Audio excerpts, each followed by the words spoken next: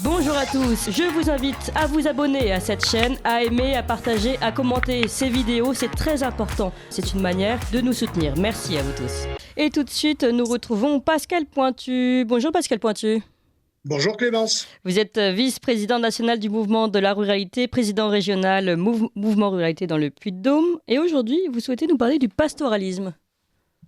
Oui, tout à fait. Alors le pastoralisme, qui est une activité ancestrale et millénaire, qui ponctue de mai à octobre le transfert des ovins, des bovins, des équins de la ferme à la montagne afin de trouver un pâturage, de manger de l'herbe naturelle, puisque la définition de pastoralisme, c'est l'ensemble des activités d'élevage valorisant par le seul pâturage les ressources fourragères des espaces naturels.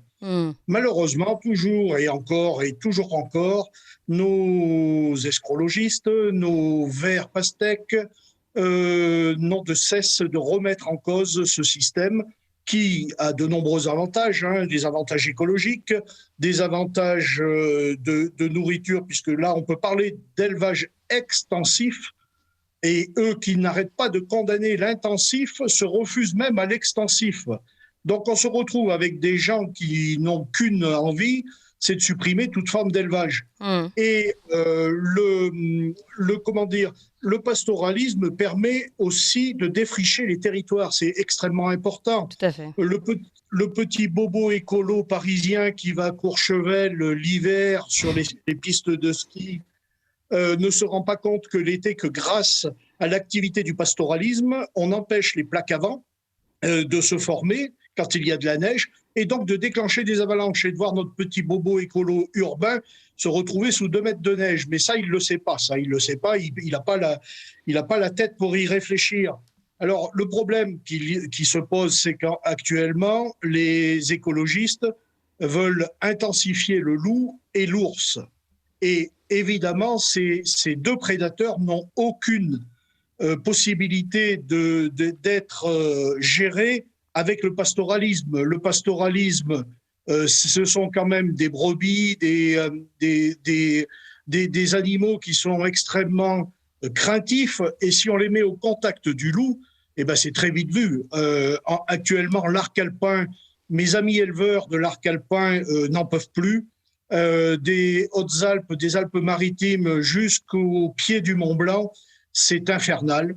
Et maintenant, le loup a pris une part prépondérante sur tout le territoire national, bien aidé par Madame Brigitte Bardot, qui l'a réintroduit avec Gérard Menatori, et non pas quand il est venu, comme on veut bien nous faire raconter, d'Italie par ses petits pieds et ainsi de suite. Non, il a été réintroduit par l'homme. Arrêtons de croire que le loup a traversé les Alpes italiennes alors qu'il avait tout ce qu'il fallait pour manger du côté des Alpes italiennes ou suisses. Je vois pas l'intérêt qu'il y a pour un loup de parcourir des kilomètres et des kilomètres. Quand Madame Brigitte Bardot et Monsieur Gérard Menatori avaient 90 à 100 loups et l'ont fait classer ensuite auprès de la Commission européenne par la Convention de Berne en animal interdit de chasser, donc protégé. Alors Pascal Pointu, je sais que je vais poser une question qui va vous agacer, mais bon, je suis un peu là pour ça aussi. Comment faisaient les agriculteurs, les éleveurs, avant, lorsqu'il y avait vraiment des loups en France, avant qu'ils soient réintroduits? Ils savaient bien se débrouiller malgré tout. Alors, tout dépend de quelle période de l'histoire que l'on veut parler, parce que les lieutenants de louveterie, par exemple, ont été créés par Charlemagne. Donc déjà, dès 800, il y avait déjà des problèmes de gestion avec le loup et l'activité pastorale.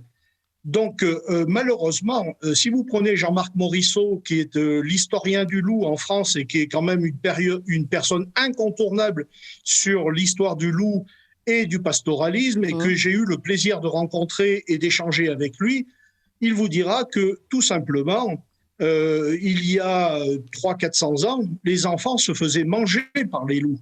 Il y a des sources, religieuses, puisque l'Église conservait des archives, où on retrouve des enfants qui gardaient les troupeaux à 5-6 ans, puisque là, de ce temps-là, c'était comme ça, et que l'on retrouvait dévorés par le loup. Hein, donc il faut bien vous dire une chose, c'est que le loup... Les histoires du grand méchant loup n'existent pas pour rien, hein, malgré tout. Ah mais ça n'existe pas pour rien. Et puis ensuite, on se retrouve, si vous voulez, avec la gestion de ce temps-là. C'était simple, hein, les paysans soit tuaient le loup, hein, soit le piégeaient. Et jusqu'en 1950, c'est la date à peu près où le dernier loup a été tué en France.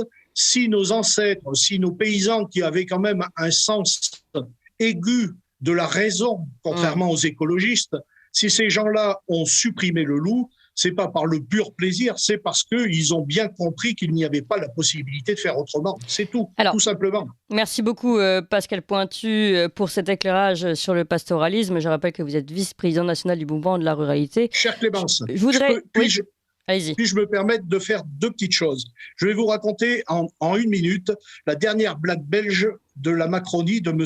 Emmanuel Macron.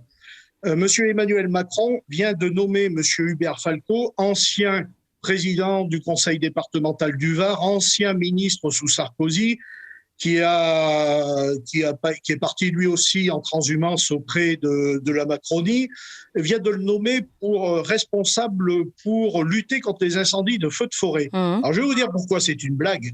Parce que ce monsieur, lorsqu'il était président du conseil départemental du Var, a nommé Marie-Claude Serra, qui a été la directrice de la réserve naturelle de la Plaine des Morts dans le Var. Et nous nous rappelons avec effroi, l'an passé, les 6000 hectares qui ont brûlé parce que cette dame qui avait une licence d'histoire uniquement comme bagage pour diriger la réserve naturelle a interdit le pastoralisme dans sa réserve. J'ai des preuves écrites puisque Madame Poletto, qui est journaliste à Var Matin, avec qui j'ai travaillé pendant de longues semaines pour expliquer la dérive, le dogmatisme des Verts en matière d'écologie et sur les réserves naturelles. Et elle a même été jusqu'à foutre dehors les pompiers qui venaient entretenir l'hiver les plans DFCI pour lutter contre les incendies de forêt. Alors, quand je vois le promoteur de Madame Serra se mettre en tête à 75 ans pour diriger la sécurité civile et lutter contre les feux de forêt, j'appelle ça une blague, madame. Oui. J'appelle ça une blague. Pour être clair, empêcher toute forme de pastoralisme dans ces régions, finalement, peut entraîner des incendies de forêt et de plaine. Bien entendu, puisque les chèvres, les moutons mangent les ronciers. Oui. Et la fumure que déposent ces braves animaux permet de recycler la nature, la biodiversité. Et l'activité humaine n'est pas possible dans certains endroits. Moi, par exemple, le Puy-de-Dôme, mon département qui m'est si cher, mais les volcans du Puy-de-Dôme qui sont classés au patrimoine mondial de l'UNESCO l'ont été grâce à la brebis Rava, avec qui j'ai une affection particulière, car la brebis Rava, c'est la seule qui peut permettre d'entretenir le territoire et d'avoir le contour aussi net des volcans. Et je remercie en cela le président du département, mon ami Chauvin, et le président de région, Laurent Wauquiez, avec qui je travaille sur ces dossiers-là de la brebis Rava, qui nous ont permis de mettre une police de l'environnement pour sensibiliser les touristes et de ne pas s'approcher avec des chiens auprès des troupeaux de Rava. Et ces Ravas-là font le travail immense et incommensurable de l'entretien de nos territoires. Et c'est grâce au pastoralisme que la France est aussi belle. C'est grâce au pastoralisme que nous avons des forêts aussi bien entretenues. Nous avons vu à la Teste de Buch, encore une fois, le bilan de ce que c'était de laisser les écologistes à la manœuvre. Nous avons vu avec la Plaine des Morts ce qu'il en a résulté. Nous avons vu avec la Teste de Buch les incendies de cet été, l'idiotie, la crétinerie de certains écologistes. Voilà où on en est. Et ce soir, quand je vois que M. Hugo Clément va nous faire une émission sur la forêt pour replanter des arbres, il a juste oublié une chose, c'est que 75% des forêts en France sont privées. Donc, M. Hugo Clément n'est pas le bienvenu dans la ruralité, il le sait, on lui a dit. J'ai mon ami Agri15 sur Twitter qui lui a dit. Donc, ça commence à bien faire avec ces gens-là. Allez, on a bien compris Pascal Pointy. Et vous êtes remonté jusqu'à la semaine prochaine pour laquelle je vous donne rendez-vous. Puis on a bien compris, la brebis Rava. Monsieur Poulpe sur France Inter, Monsieur Poulpe sur France Inter qui nous a insulté il y a 4 jours en traitant les femmes de chasseurs et qui veut constituer une brigade pour baiser les femmes de chasseurs. On fera une prochaine chronique. Celui-là, je l'attends au tribunal. D'accord, et puis on lui proposera un débat, tiens, pourquoi pas. On a bien compris la brebis Rava qui évite les ravages d'autres brebis macronistes et écologistes. Merci beaucoup Pascal Pointy.